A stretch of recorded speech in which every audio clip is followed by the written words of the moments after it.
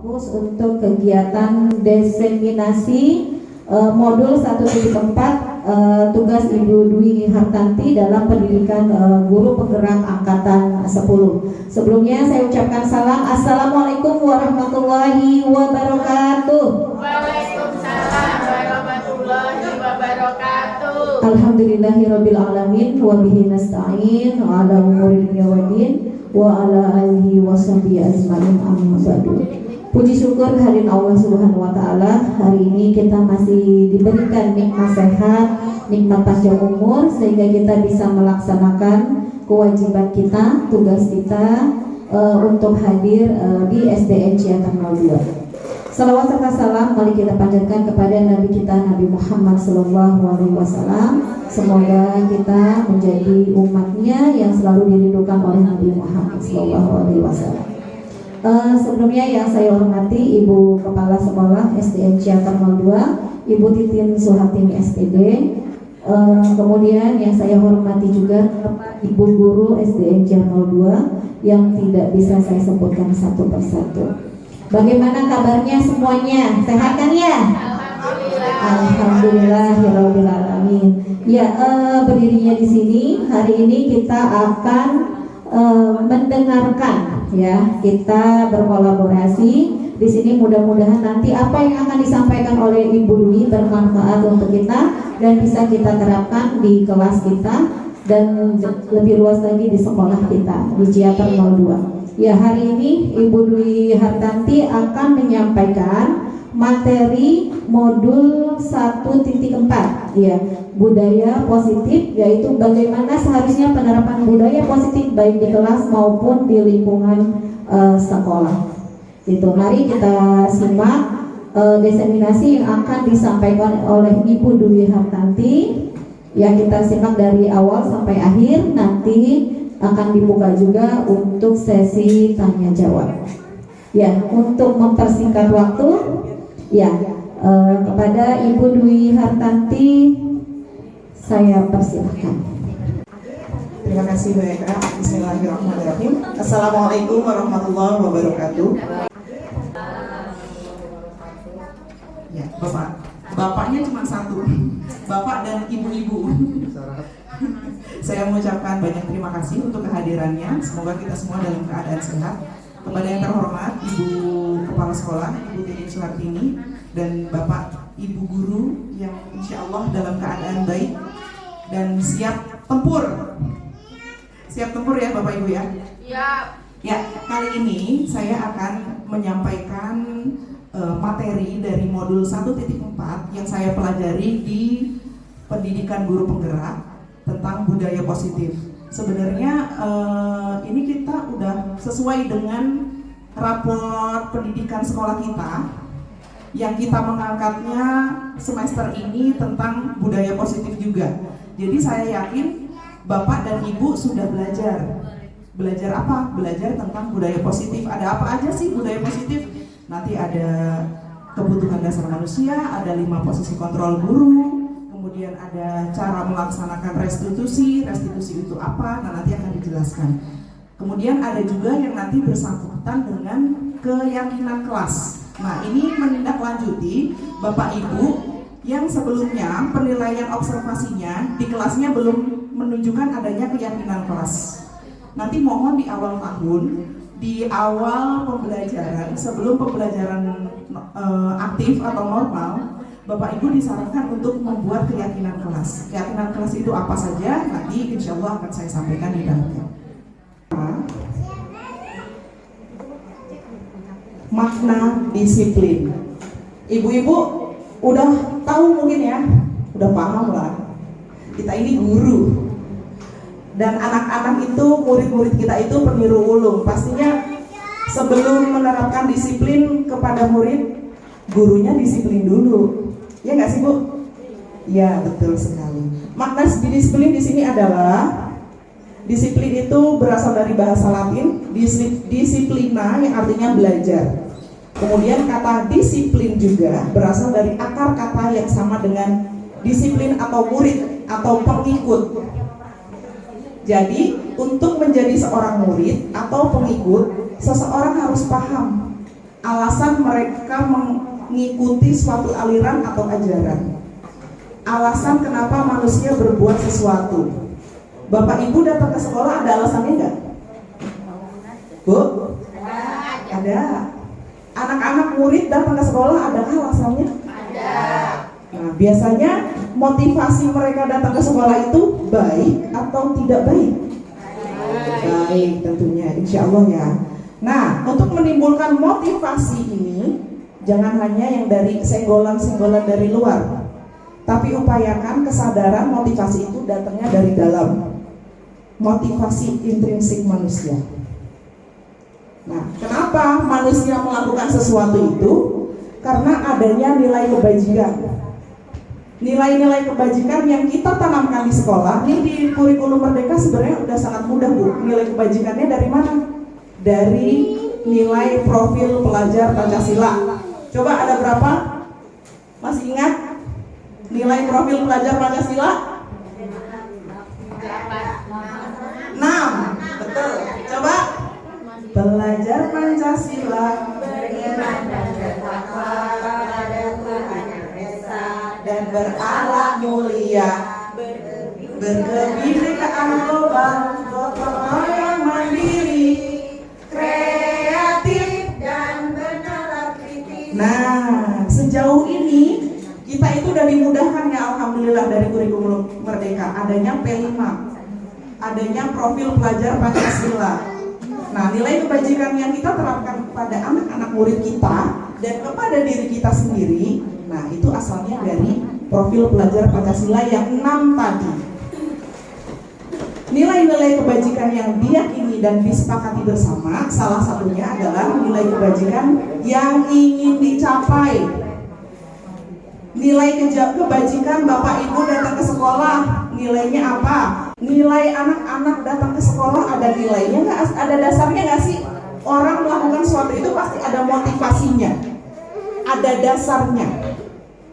Bu Rati datang ke sekolah, nilai kebajikannya apa?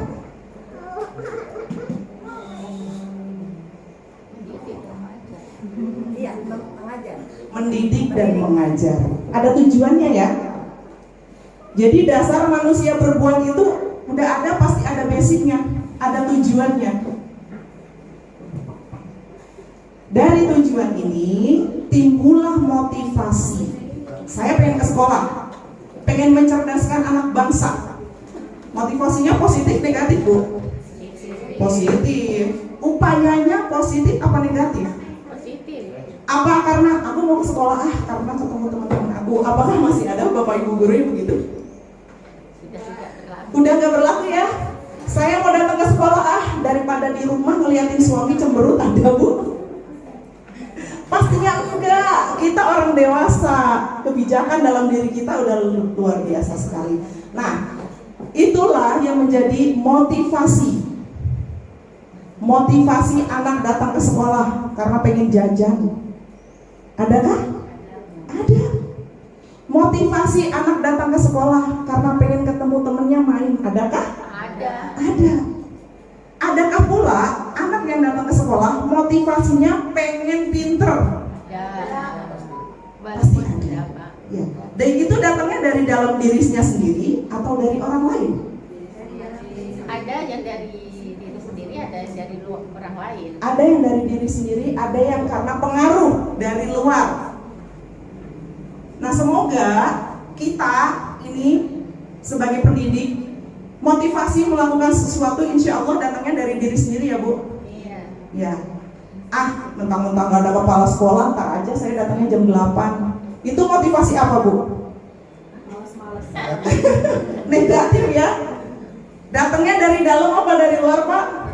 Dari dalam, niatnya udah gak bener. Saya mau datang ke sekolah, saya udah janjian sama teman saya. Motivasinya datang dari mana berarti, Bu? Dari teman. Janji. Dari luar, bukan karena kesadaran diri. Ada lagi begini contoh. Saya mau datang ke sekolah, mau ada kepala sekolah, nggak ada kepala sekolah, saya datang tepat waktu, waktunya ngajar saya ngajar. Itu bentuk motivasi apa? Positif. Datangnya dari mana? Dari dalam Intrinsik, betul sekali. dari dalam diri sendiri. Nah, ini Bu, silahkan lihat ke layar. Saya mau tanya, silahkan dijawab. Apakah memberi hukuman dapat mendisiplinkan murid? Bisa. Kenapa Pak? Bisa Pak?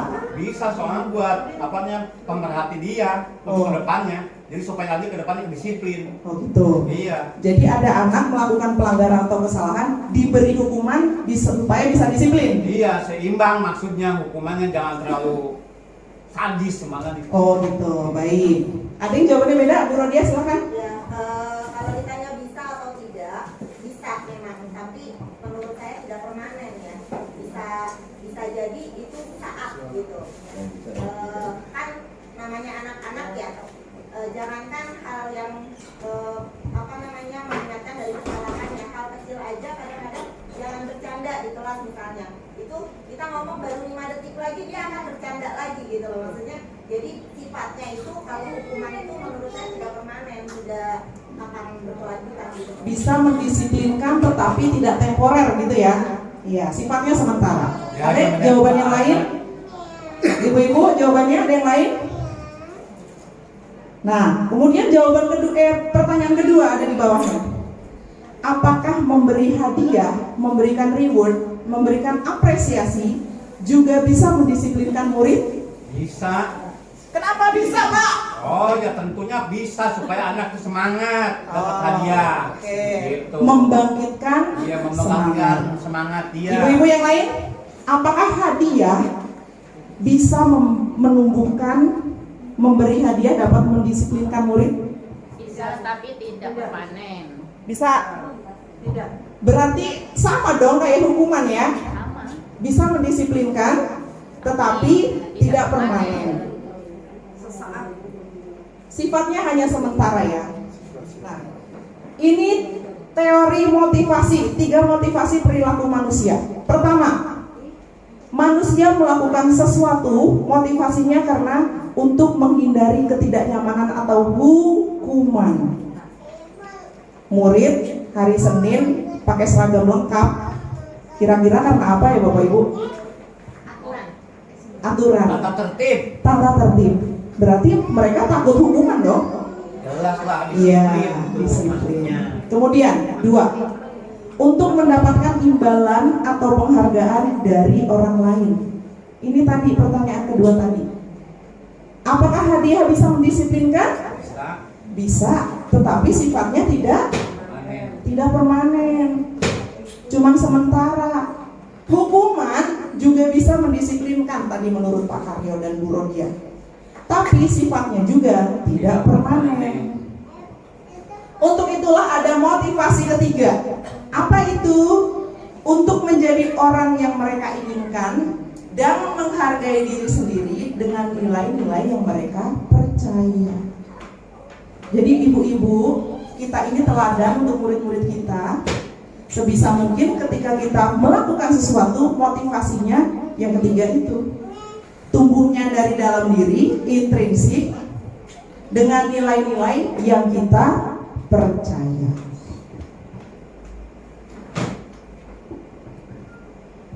Ini ya Bu, ada hukuman, ada konsekuensi, dan ada restitusi. Apa tuh hukuman? Hukuman itu datangnya searah, cuma dari guru. Mungkin nggak murid menghukum guru? Bu I, pernah dihukum sama murid Bu I? Mungkin bikin keselin. Ya, hukuman itu datangnya searah Bu, dan tidak disangka sama murid. Murid datang terlambat, udah datang terlambat, sepatunya warna kuning. Kamu udah datang terlambat, sepatunya tidak hitam, lari keliling lapangan 10 kali. Murid bisa memprediksi nggak guru bakal ngomong gitu? Bisa. Bisa Pak. Bisa. Wih, hebat tuh murid, bisa membaca pikiran orang. Soalnya biar gurunya stres. Nah, Ya hukuman banyak sekarang itu murid begitu. datangnya searah, Cek. tidak terencana, dan sifatnya adalah menyakiti murid. Makanya tadi ditanya, hukuman itu bisakah mendisiplinkan? Bisa, tapi sifatnya tidak temporer atau seterusnya. Sifatnya hanya sementara. Karena datangnya bukan dari dalam diri kita, dalam diri manusia, bukan dari dalam diri murid, tapi lebih dari luar. Si murid takut dihukum, datang telat takut dihukum, pakai sepatu merah kuning hijau karena takut dihukum, cowok pakai kerudung karena takut dihukum. Ada nggak ya Pak? Jangan ya Bu. Kemudian ada yang kedua, konsekuensi. Kalau kita berusaha menghindari yang namanya hukuman, berarti guru punya kebijakan melakukan yang namanya konsekuensi. Konsekuensi itu dibentuk atau dibuat berdasarkan kesepakatan si murid sama si guru. Ngobrol Bu, jangan ujuk-ujuk kamu keluar karena nggak mau dengerin ibu ngomong, itu hukuman. Kamu karena bercanda berdiri di depan kelas, angkat kakinya, itu hukuman. Sifatnya menyakiti dan tidak bisa mendisiplinkan secara permanen.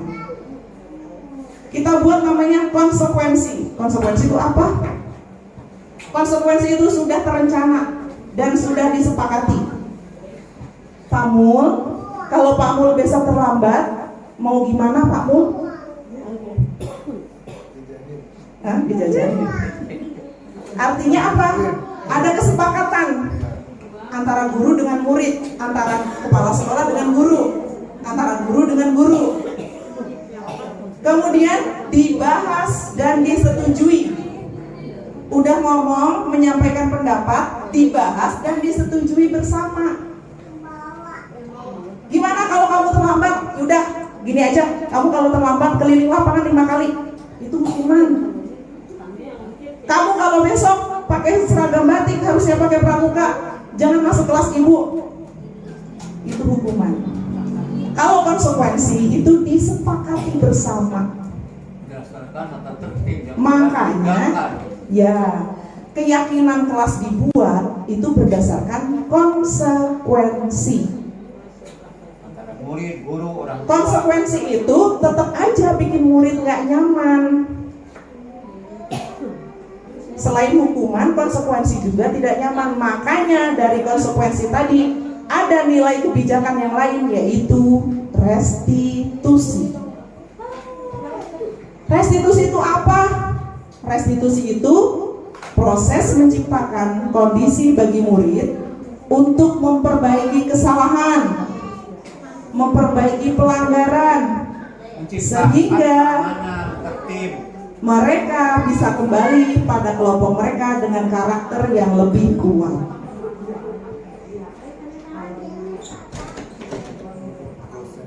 Nah, untuk melaksanakan restitusi nanti ada langkah-langkahnya di belakang.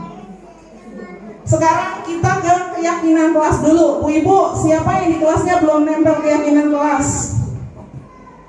Ya, yang belum punya keyakinan kelas. Saya nggak punya. Nggak punya karena Pak Arya nggak punya kelas. Soalnya saya kalau anak-anak murid masuk ke kelas, saya mau dikeluarin. Iya betul. Ribut. Kelasnya di luar Pak Iya, Arya. di luar, ribut. Ya Pak Mul, bukan begitu. Bukan. Orang-orang Ya. masuk suruh duduk, kita mencuri keluar ribut. Bapak Ibu, kenapa ada keyakinan kelas? Kenapa bukan peraturan kelas aja? Kenapa coba? Ayo Bu. Kenapa keyakinan kelas? Kenapa bukan peraturan kelas? Silakan dijawab. Kenapa Bu Ade? Karena kalau keyakinan kelas gimana ya? Dibuat oleh anak-anak. Dibuatnya bareng-bareng. Kalau peraturan? Biasanya peraturan itu kita yang buat. Oh gitu. Sepihak ya. Sepakat ya? Ya. Jadi kalau peraturan kelas itu datangnya searah dari guru aja. Tidak boleh buang sampah. Tidak boleh ngobrol ketika bu guru menjelaskan. Tidak boleh izin ke toilet. Gitu. Itu aturan atau keyakinan? Peraturan. Iya, itu aturan.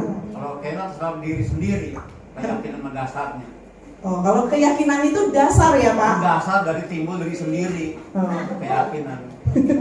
Kalau kita yakin ya yakin, dikasih merah ya yakin. Bapak yakin nggak sejauh ini? Yakin. Dan biasanya biasanya Iya. mereka akan menerima konsekuensi yang sudah mereka buat Konsekuensi sesuai dari keyakinan yang sudah dibuat bersama. Ya, betul sekali. Sebenarnya betul. Jawaban dari teman-teman itu semua betul.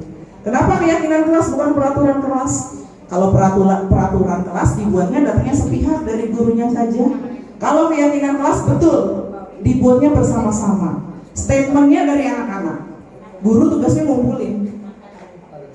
Bentuk kalimatnya juga beda, Bu. Bentuk kalimatnya beda. Gimana bentuk kalimatnya, Bu? Kalau peraturan itu biasanya kayak larangan, jangan buang sampah sembarangan. Kalimat negatif. Negatif, ya. Ada pasalnya, ada undang-undangnya, itu namanya peraturan. Ada dasarnya, ya Pak. Baik kebersamaan atas dasar mufakat. Kalau keyakinan itu Kalau keyakinan masalah mufakat. sendiri, kalau memang kembali pasti itu digebukin. Kalau nggak bisa lah diomelin sama bapaknya.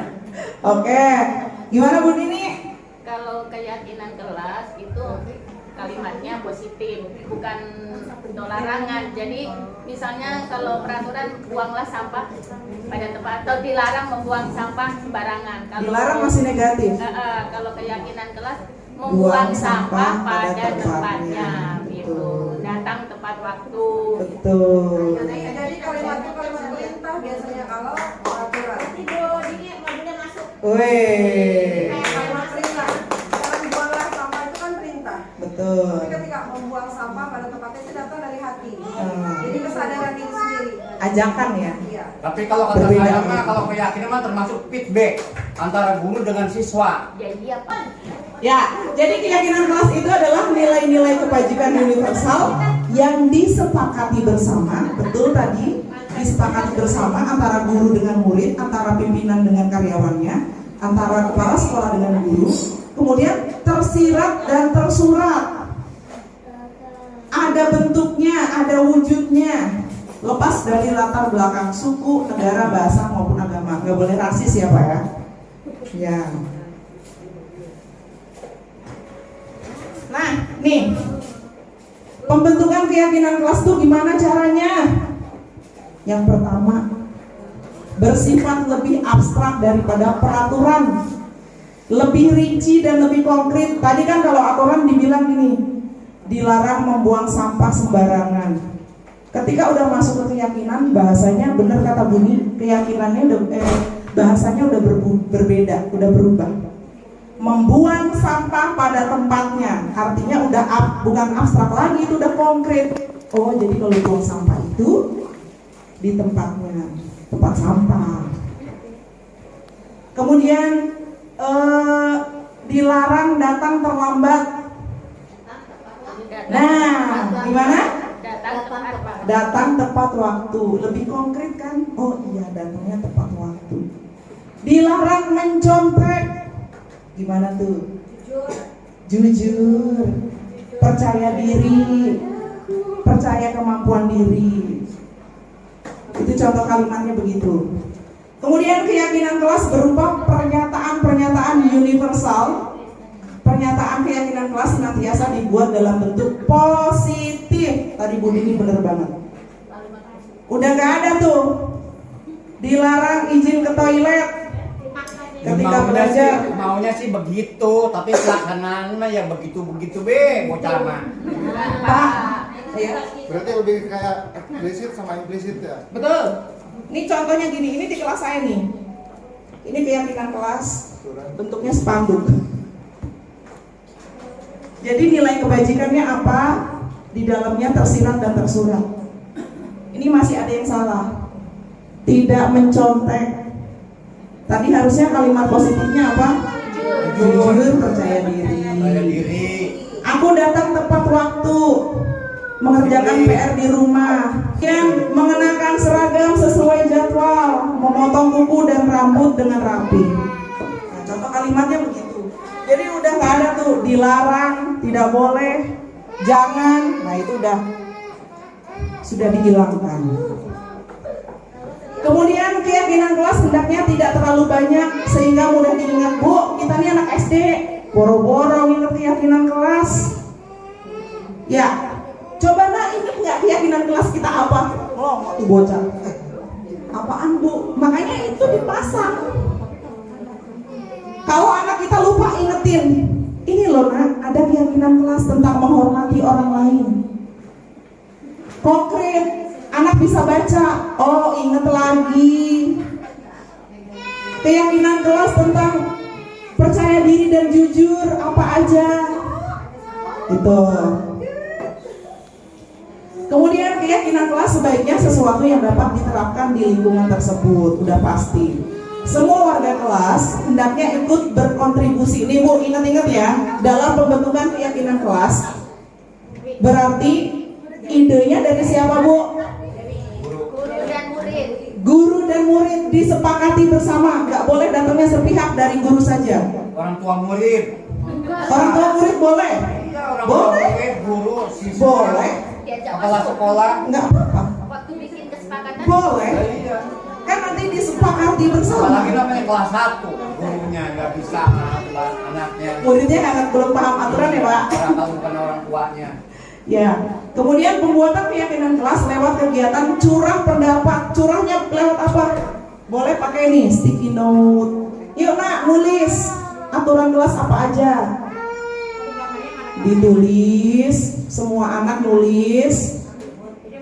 Terus dikumpulkan. Tugas guru adalah mengakomodasi aturan-aturan yang dibuat tadi. Bersedia meninjau kembali keyakinan kelas dari waktu ke waktu. Diingetin Bu, anak-anak kita, jangan anak-anak kita aja sering lupa, apalagi anak-anak. Ada anak, contoh satu kasus, anak nonjok temennya, jeder aja, temennya nangis, ngadu nggak? Ngadu, ibu aku dipukul.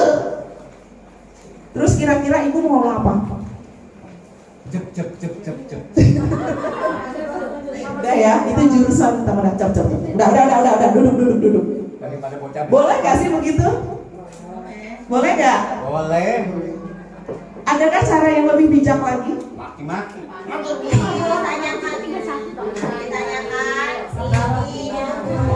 Ajak duduk, tenangkan, digali. Betul. Nah, mencari penyebab. Betul. Nah,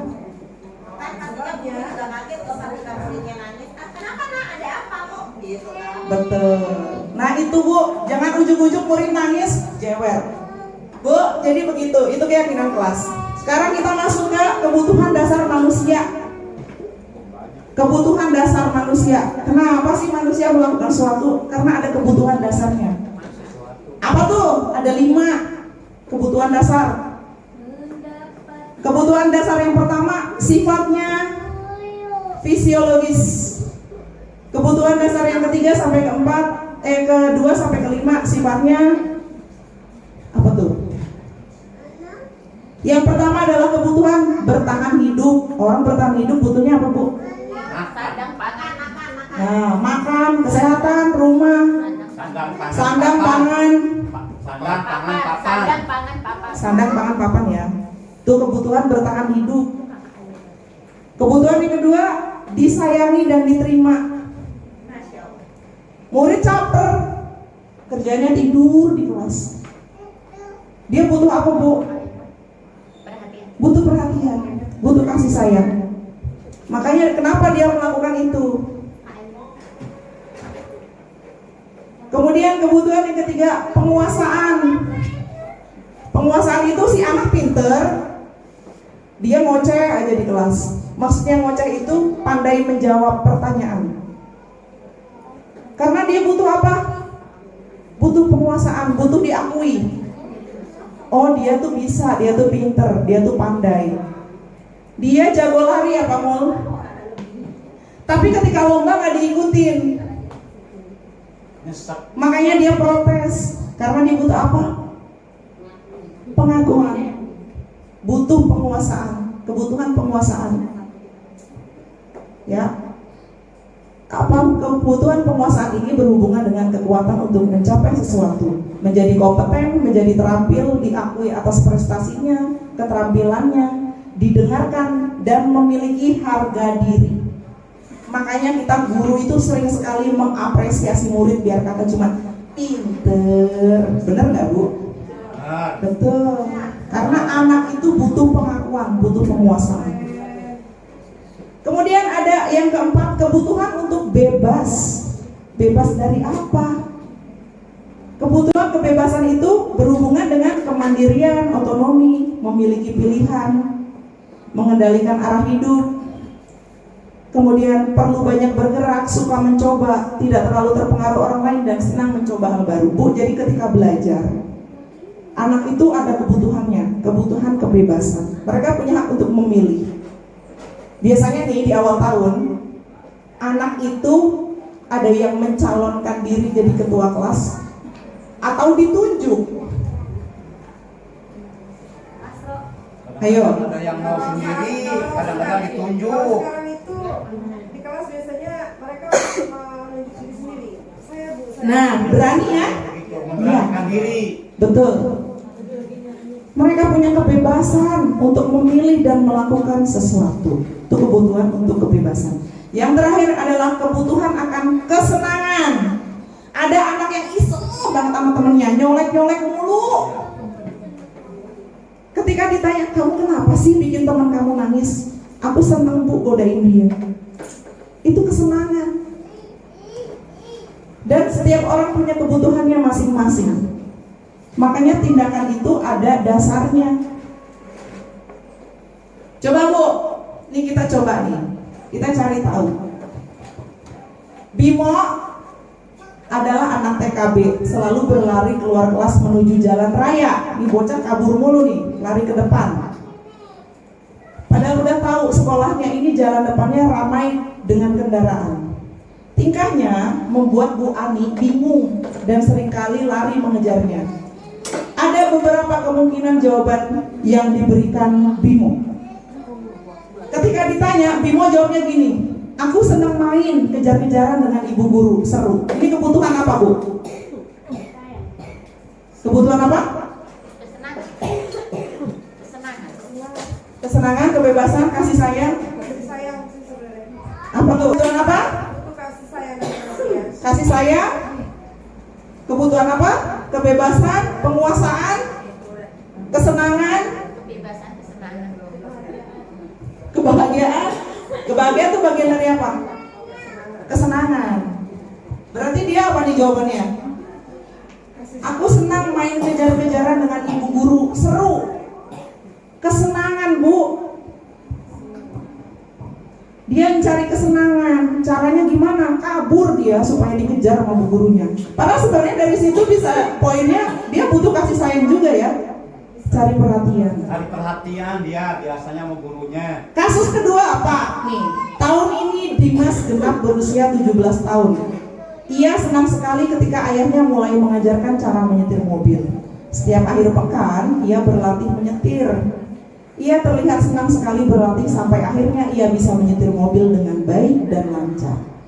Ketika ibunya tanya sama Dimas, apa yang membuat dia ingin bisa menyetir mobil? Nah, si Dimas ini jawab, menyetir mobil itu seru. Berarti kebutuhan apa ya? Memenuhi kebutuhan apa nih Bu? Kepuasan. Kesenangan juga bisa. Kebebasan. Benar? Ada yang bilang kebebasan, Pujian juga bisa. ada yang bilang kesenangan. Kesenangan, pujian ya. Apa tuh? Orang-orang sama teman-temannya barangkali memamerkan diri. Nah, itu apa Pak? Kebutuhan dasar apa? Kebutuhan dasar. Penguasaan. Tapi ada kata-kata jawaban dari Dimas. Menyetir mobil itu seru. Berarti kebutuhannya di apa ya? Apa ya? Fisik. Menyetir mobil itu seru. Kesenangan. Dia senang. Hobi. Iya, betul. Tuh kebutuhan dasar manusia. Nah, dari kebutuhan dasar itu kita beralih ke 5 posisi kontrol. Coba ibu-ibu masih ada yang ingat? Posisi kontrol guru apa aja? 5 apa aja tuh? Ingat aja manajer doang. Nah, yang terakhir itu manajer. Kita sebagai guru harus mampu bisa jadi manajer. Kontrolnya ada nggak kontrolnya? Teman sejawat. Nggak ada teman sejawat, teman. Teman. Nih, 5 kontrol guru. Yang pertama adalah penghukum. Penghukum tuh tadi, Ya. anak datang telat, langsung tangan di pinggang, mukanya serem, merah, langsung lari keliling lapangan. Gitu. Itu penghukum. Menyakitikah? Ya, Menyakiti. Mendisiplinkah? belum tentu. Belum tentu. Yang ada bikin murid Sakit hati. sakit hati, takut, trauma, Cemas. nggak percaya, dendam. Akhirnya ketika ketemu sama si posisi kontrol penghukum ini, adakah kemungkinan murid mengulangi kesalahan yang sama? Bisakah? Bisa, atau bisa bahkan lebih memberontak lagi. Tuh ya. Caranya gimana tuh penghukum? Menghardik, nunjuk-nunjuk, menyakiti, menyindir, kata-kata kasar. Kemudian kalau kamu tidak melakukannya, saya akan. Nah, biasanya gitu. Biasanya nggak usah gitu, si guru langsung. Nah, hasilnya adalah si murid bisa memberontak, pendendam, menyalahkan orang lain. Kita beralih ke posisi kontrol kedua, pembuat rasa bersalah. Biasanya apa? Ceramah. Kamu kan tahu peraturan sekolah, nak. Kamu gak menghargai ibu. Kamu membuat ibu kecewa. Tuh, pembuat rasa bersalah. Berceramah menunjukkan kekecewaan yang mendalam. Biasanya bahasanya gitu. Kamu sudah mengecewakan ibu dan bapak. Efeknya apa ke murid? Murid tetap jadi pemberontak, menyembunyikan, menyangkal, bahkan berbohong. Terus saya tanya ke ibu-ibu dan bapak-bapak, bisakah posisi kontrol pembuat rasa bersalah mendisiplinkan? Tidak? Yes or no? Aku sih yes. Bisa tapi Bisa, tidak permanen. Tidak Kembali lagi ya. Bisa tapi tidak permanen. tidak merubah perilaku anak. Oke, kita ke posisi kontrol ketiga sebagai teman. Ah, kamu kan bapak udah bilang dari kemarin, udah sana masuk kelas, nanti bapak bikin laporan. Tuh teman tuh asik biasanya. Sama muridnya sifatnya asik, tapi efeknya si muridnya cuma klik sama si guru tersebut yang memposisikan diri sebagai teman. Halo ganteng, apa kabar? Udah makan belum? Ah, gimana sih kamu gak ngerjain PR? Kan ibu udah bilang dari kemarin, kerjain dong. Yuk, ibu tungguin. Nah, itu biasa posisi kontrol teman. Membuat alasan-alasan untuk muridnya, melindungi si murid. Tapi ketika si murid ketemu guru yang lain, sifatnya pasti berubah. Perlakuannya si murid refleksnya berubah. Nggak beda dengan si guru yang berperilaku sebagai teman tadi. Gimana tuh? Lakukan untuk bapak ibu tuh bahasanya. Ya udah, nanti bapak ibu bantu bereskan. Akhirnya membuat apa? Si murid itu ketergantungan. Oke, next kita ke posisi kontrol pemantau. Ini udah mulai rada tinggi, rada berat ya. Kenapa pemantau? Dia menghitung dan mengukur sesuai dengan data. Biasanya punya data, punya bukti. Jadi menghukum atau melakukan gimana ya?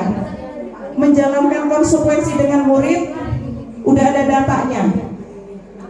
Dia biasanya nanya gini, apa aturannya? Apa peraturannya? Apa konsekuensi dan sanksinya? Kamu udah berbuat apa?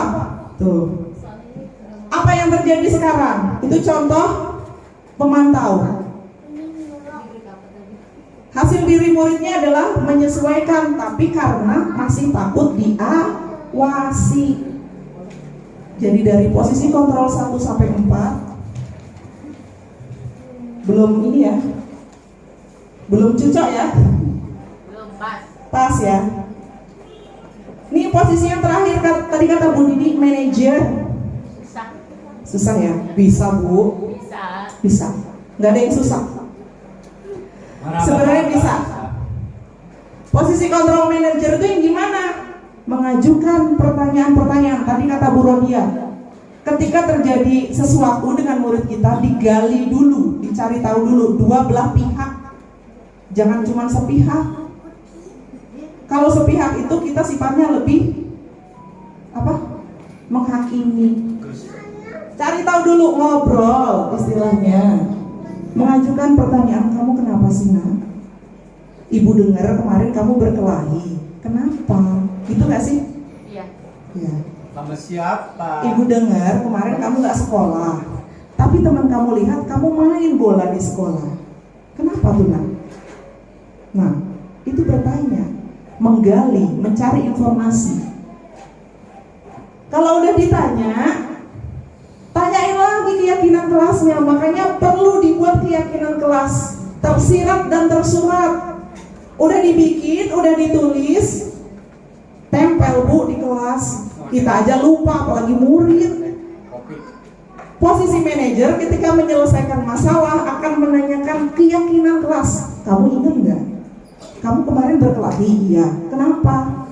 Karena si itu nonjok aku Bu. Kalau ibu jadi kamu juga ibu pasti kesel. Iya, pasti bales. Tapi kamu ingat nggak keyakinan kelas kita apa? Lupa Bu, nggak tahu. Coba lihat ke papan. Keyakinan kelas kita apa? Oh iya Bu, ada. Menghormati orang lain, menghargai pendapat orang lain. Berantem cuma karena ledek-ledekan nama bapaknya, tuh anak zaman now ya. Dia ngeledekin nama bapak aku Bu gitu. Nah begitu.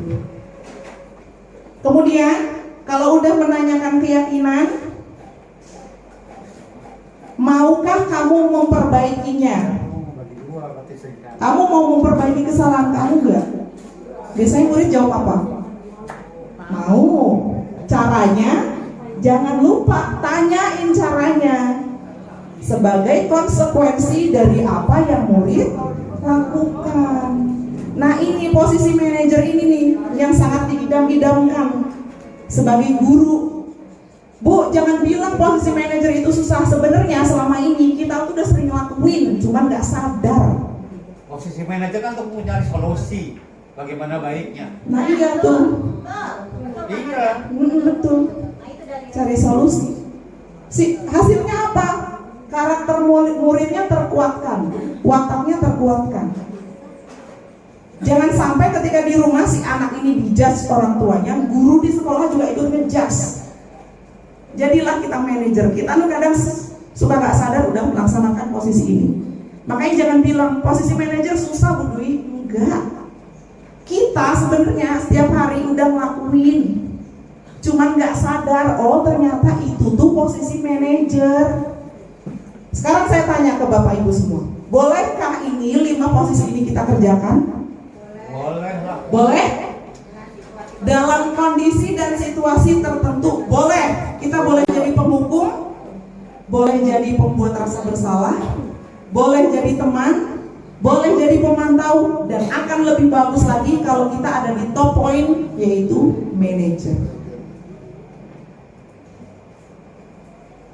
Nah, kalau udah jadi manajer, kita itu tanpa sadar sedang melakukan segitiga restitusi. Segitiga restitusi ngapain sih Bu Dwi? Tuh ada validasi tindakan yang salah. Makanya tanya muridnya, kenapa berbuat begitu? Jangan ujuk-ujuk suruh push up 100 kali, ujuk-ujuk suruh berdiri angkat kaki, pegang kuping. Tanya, alasannya kenapa? Validasi tindakan salah itu menanyakan, kamu bener begitu? Kenapa? Emang gak ada cara lagi selain begitu? Gak ada Bu, saya udah kesel. Kamu tahu gak kesalahan kamu apa? Gak tahu. Gali, cari tahu. Kalau udah validasi tindakan salah, menanyakan keyakinan. Tanyain Bu, keyakinan kelasnya apa? Ada murid tiap hari nyerut, serutannya berantakan. Tanya, nah, kamu kenapa buang bekas serutannya sembarangan? Gali bu, gali. Habis jauh bu, tong sampahnya, aku males. Kalau ibu jadi kamu, mungkin ibu juga akan merasa malas. Tapi kan lebih baik kalau membuang sampahnya di mana? Tanya. Sebenarnya kita udah ngelakuin, cuma suka nggak sadar. Kemudian makanya tanya keyakinan kelas. Kalau udah validasi kesalahan, tanyakan keyakinan kelas. Coba ingat nggak keyakinan kelas kita tentang kebersihan? Ingat bu, apa? Membuang sampah pada tempatnya. Selesai. Bisa jawab. Kalau dia lupa, kita ingatkan kembali. Selesai dari segitiga arah keduanya, kita ketiganya menstabilkan identitas. Kamu itu bukan satu-satunya orang yang melakukan itu. Ibu juga pernah kok begitu. Tanyain solusinya. Apakah lain kali kamu akan melakukan hal yang sama?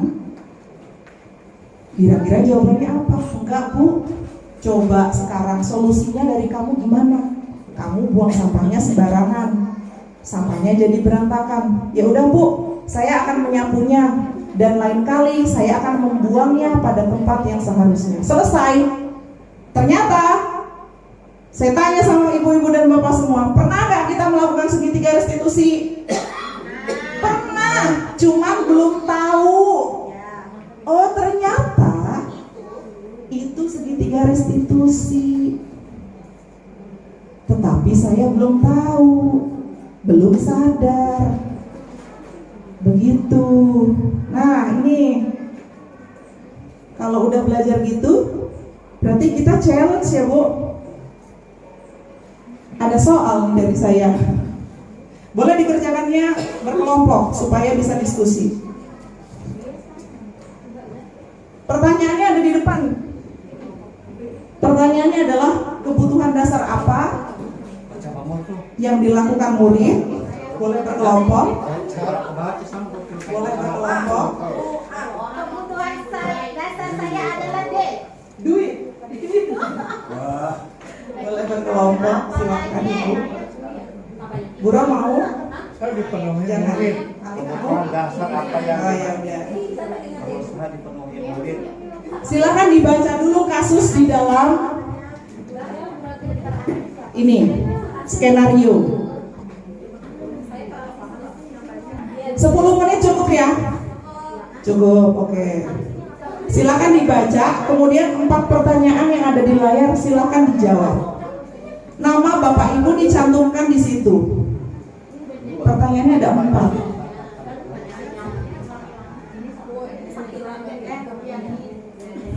Silakan ditulis di belakangnya boleh, ditulis namanya juga. 10 menit ya Bapak Ibu ya, silakan dari sekarang. Kalau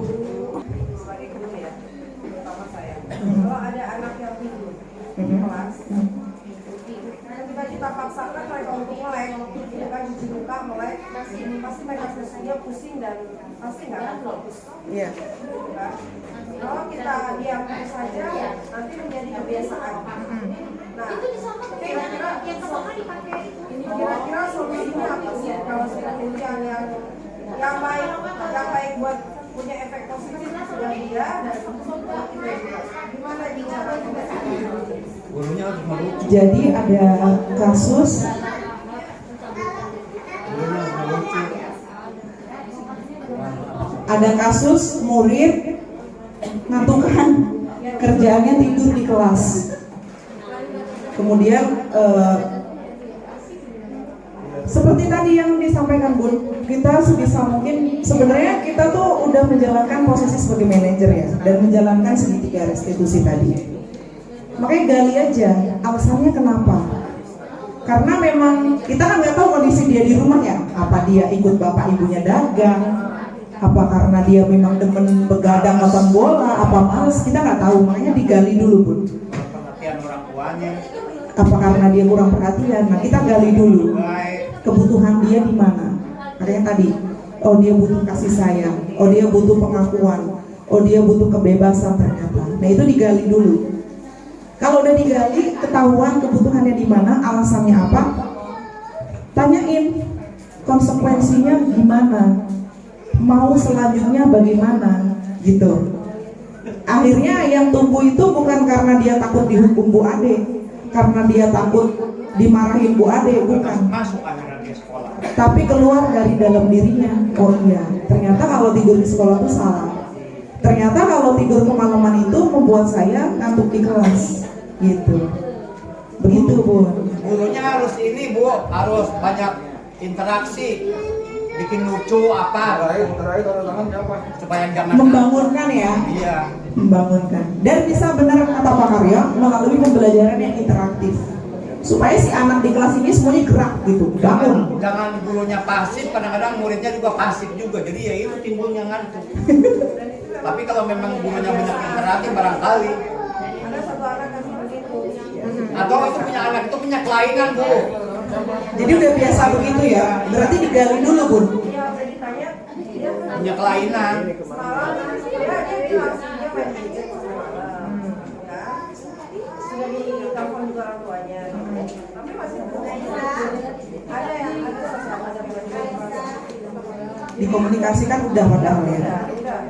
Berarti emang kerjasamanya kurang.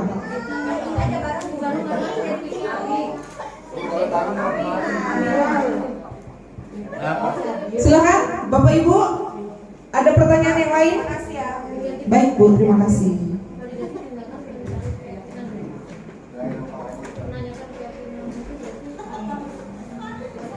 Sudah selesai?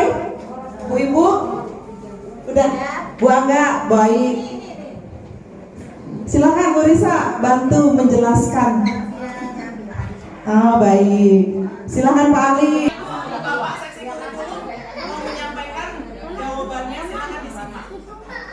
Baik, terima kasih kesempatannya Bu Dwi. Ini jawaban Bu Risa.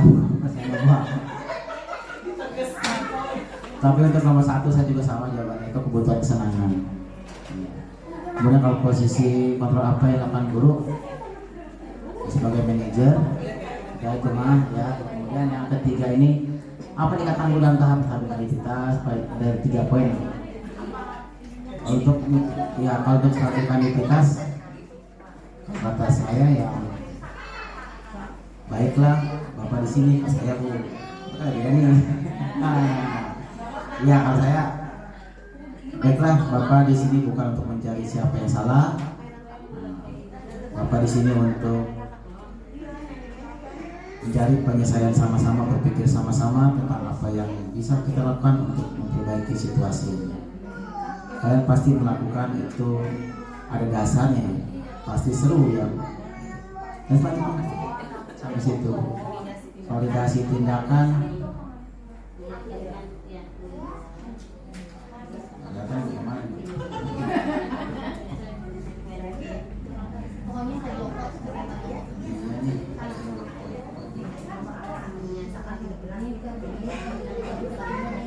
Sudah pasti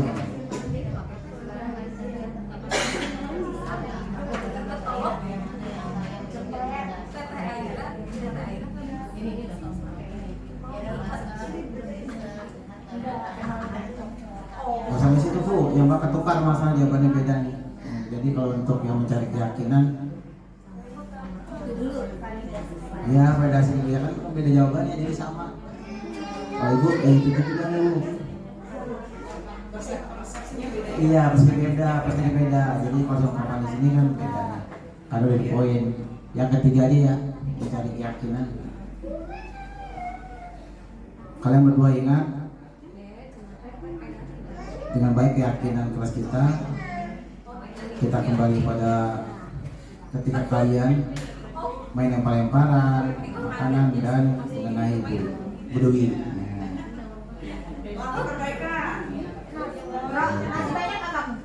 Perbaikan, tapi kalian mendapatkan rasa senang. Buat Bapak ada cara untuk mendapatkan rasa senang tanpa merugikan orang lain dan berperilaku lebih baik lagi. Oke, silakan.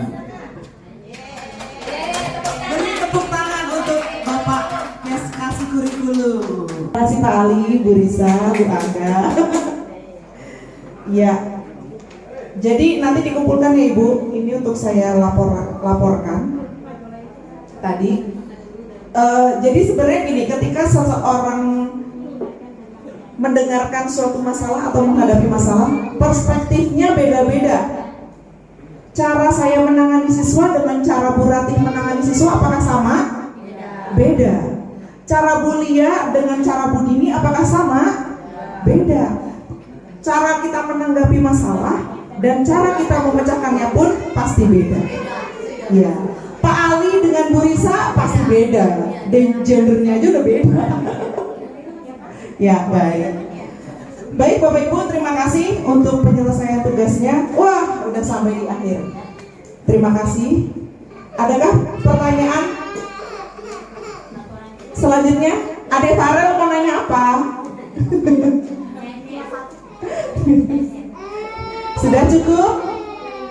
Sudah cukup ya Bapak Ibu?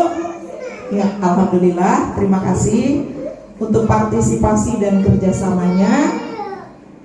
Jika ada kekurangan saya mohon maaf, jika ada kelebihan saya tidak bisa memulangkan. Wabillahi taufiq wal hidayah wal ridho wal inayah. Wassalamualaikum warahmatullahi wabarakatuh.